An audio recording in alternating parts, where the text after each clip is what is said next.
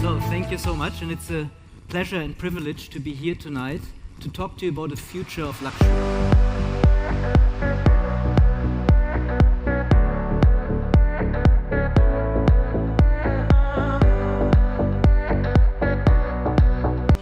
So for brands going forward, digital becomes the enabler. It's not anymore an option, it is an imperative to be able to connect with this new generation of customers. And then brands have to match cultural capital generation with the generation of social capital. So especially for Gen Zs, it's so critical that brands are sustainable, but not just sustainable in, greenwashing or using the word, but in the true sense of sustainability. So I think we are going to see a lot of scrutiny now on brands to deliver on a promise of this. And Gen Zs are also completely changing the way how we are perceiving our reality. Again, if this presentation had been 5, 6, 7 years ago, probably all of us would get their information about how to dress, how to inspire ourselves from what I like to call authorities like Vogue, like Elle, Architectural Digest, and so on and so forth. I don't want to say that all of these authorities today are irrelevant, but especially when you look at the younger generations, their information and their inspiration comes from influencers, from key opinion leaders. Some small with hundreds of thousands of followers, some smaller ones.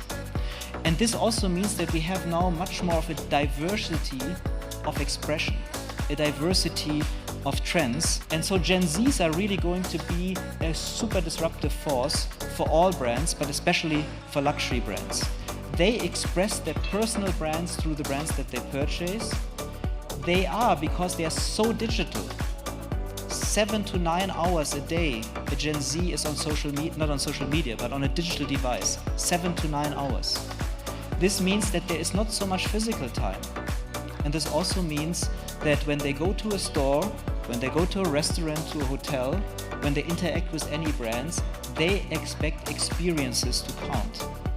I already mentioned sustainability as a key enabler, but they are also always connected, so they really know what they are looking for. For brands, this means that brands will have to step up their game. So now the question is, why are customers paying premiums for luxury brands? And especially, as we saw, for quiet luxury brands. Why are they paying the premium? And the answer is not so simple. If we look into normal products, and I borrow now this glass of water here or this bottle of water as my prop. If we take this, let's call it normal product. Here you have fundamentally two value components. You have functional value, this is the size of the bottle, and then it's a glass bottle, so you can turn it around, the water doesn't come out. So there's a couple of functional value components, but then there's also some emotional components. So there is the brand name, the color, the shape, and so on.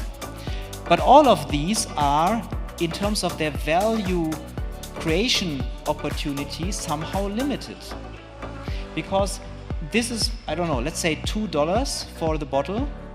If I wanted to sell now the same bottle for $6 or $7 or something similar, I would say good luck, you will not buy it from me. Because we kind of know what water costs.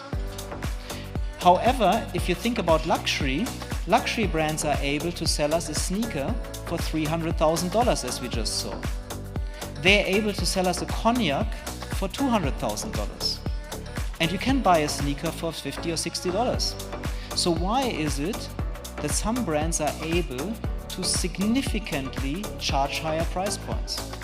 So in closing, there are 4 critical strategies for luxury brands to lead the change. The first is the question, are they able to show people something they have never seen before? So innovation is not just about making things better, but it's about surprising customers.